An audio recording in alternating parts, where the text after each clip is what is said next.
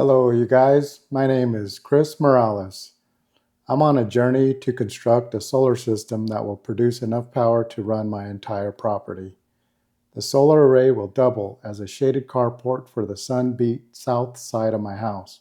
Let me just start by mentioning the idea that sun provides clean, reliable energy every day, and it's a good idea to use it.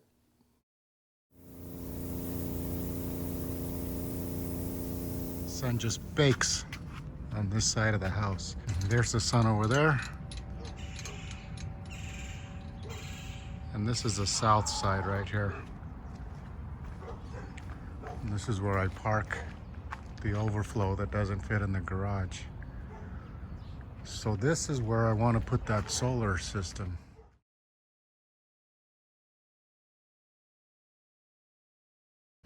And I do want shade here, so I figured I need shade. I'd like solar. So I'm going to build this solar carport.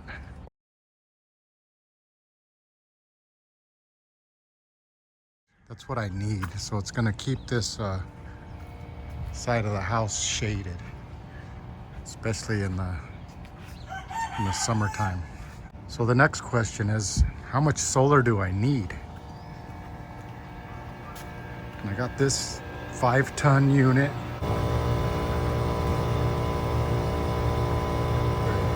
Here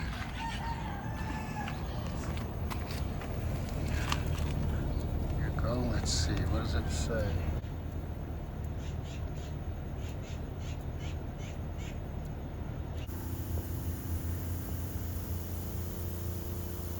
I have that mister running right now. I don't know how many amps that is. Okay, there's the pole motor. Let's see if I can get this.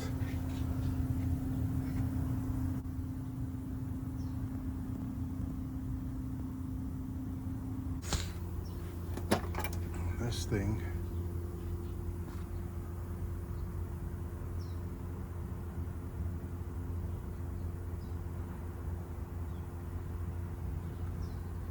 What the?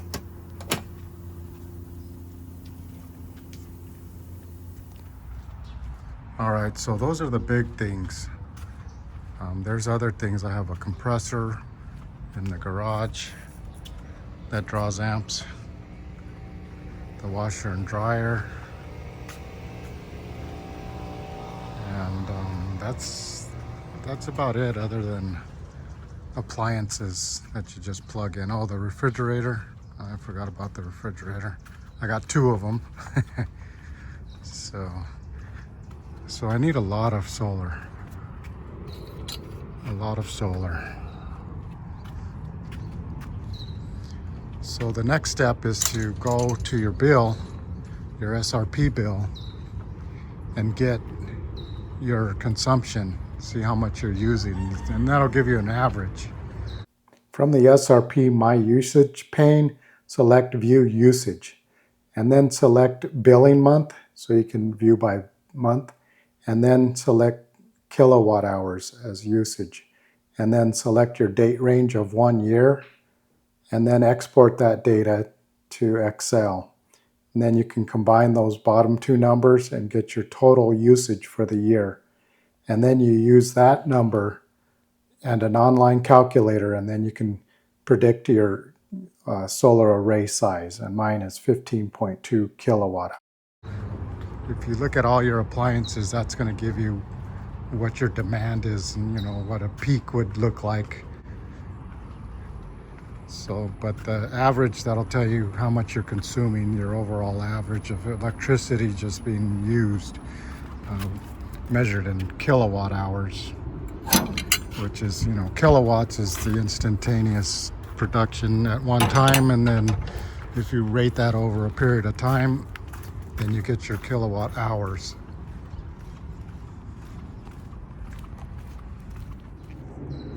So my provider is SRP, which is Salt River Project. They're the electric providers in my area. There's other ones. APS is the other one in this area in Phoenix. SRP doesn't restrict you on how much of an array, how big of an array you put in your house.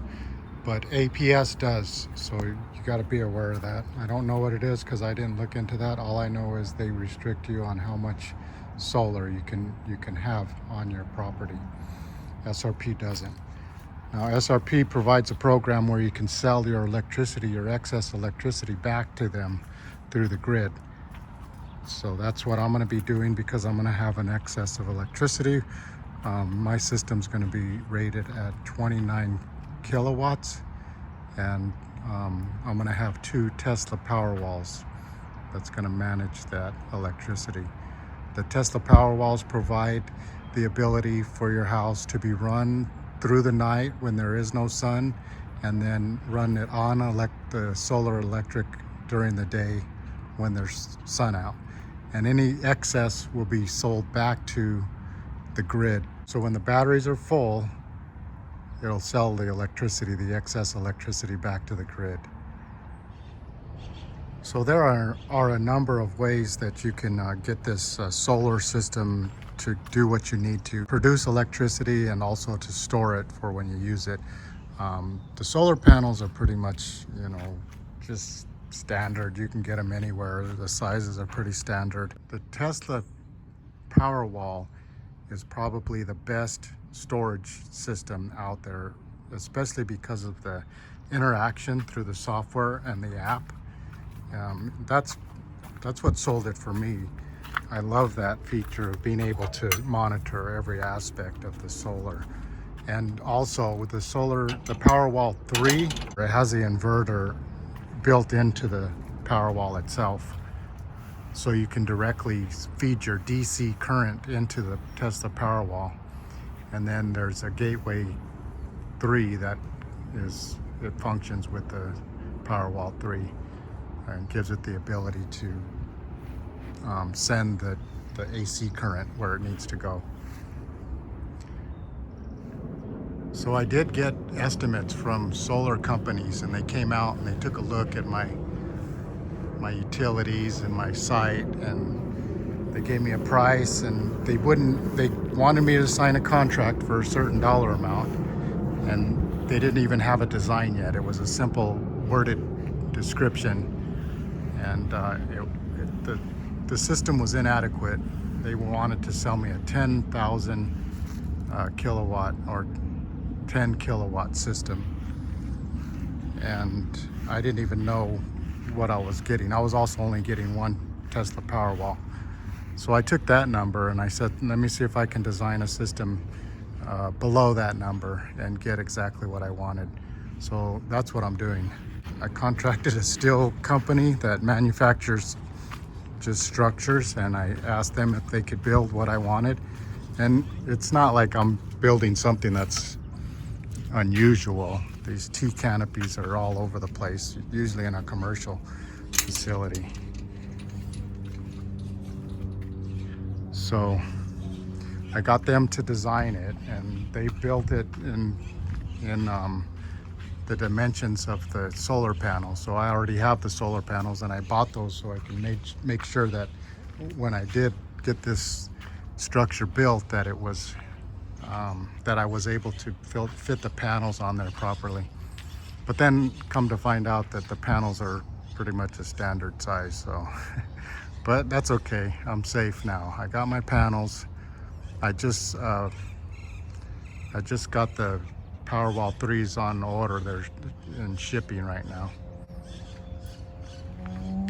So I went back and forth about how to get the Tesla Powerwalls installed.